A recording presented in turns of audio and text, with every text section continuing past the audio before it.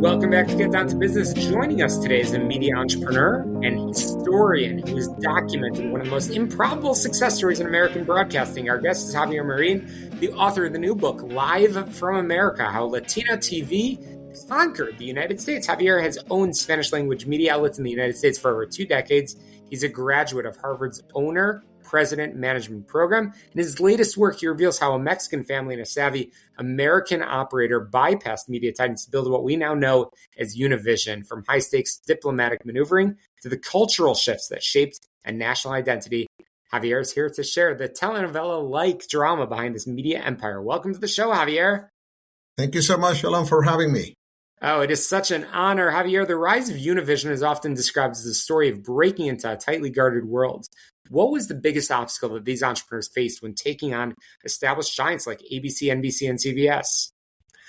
Well, it was an opportunity that arose at the underserved community that was growing. In the 1960s, the Hispanic community in the U.S. were about 3.5 million.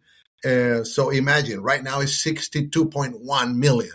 So the Hispanic television, the national networks of Univision, that it was called a Spanish International Network before, it was a catalyst for this growth, meaning not only the growth of numbers of residents, but also their prosperity and their, it is now a political and economic engine in this nation. And you write about an improbable alliance with a Hollywood agent who represented stars like Elizabeth Taylor and Ronald Reagan. How did that strategic partnership change the trajectory of Spanish language television in America? Yeah, we have to go back to their roots. There was a Mexican family that already owned a TV network in Mexico that wanted to replicate their model in the U.S. And at that time, there were only 3 major networks in the U.S., ABC, CBS, and NBC, as you mentioned, and nobody else. There were no internet, no cable operators, no satellite TV, private. And so they became very powerful with the Spanish International Network. So the administration of Reagan forced their sale because they became so powerful. It was a 4th network being built under their nose. And so they used a law that didn't permit foreign owners of national networks over 20%. So they forced their sales to Hallmark Cards. Hallmark Cards, a big corporation from Missouri that had nothing to do with the Hispanic market, couldn't handle that giant very well, and they decided to sell. And that's when Jerry Perenchio, who was the former representative of Ronald Reagan, Elizabeth Taylor, Marlon Brando, and a big entertainment events mogul, decided to invest. And so he got his hands on the majority of what then was named, what we all know now called Univision.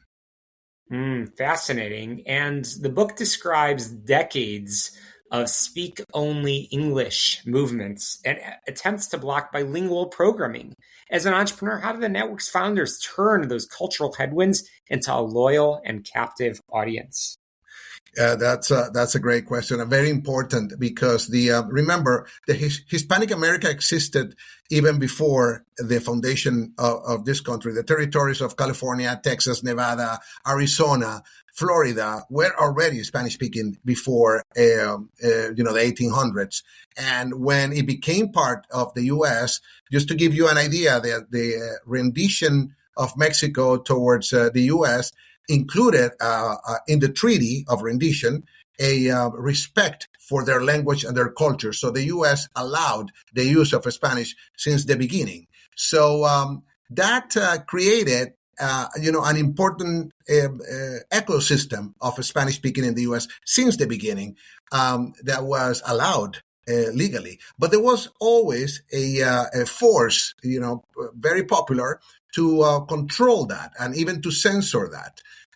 But there were also another force that I would say political and economic to allow that. And so it's a mix of of events narrated in the book that will make you have your own conclusions of why now there are 62.1 million Spanish speakers in the U.S. This is the second country in the world with more Spanish speaking right now.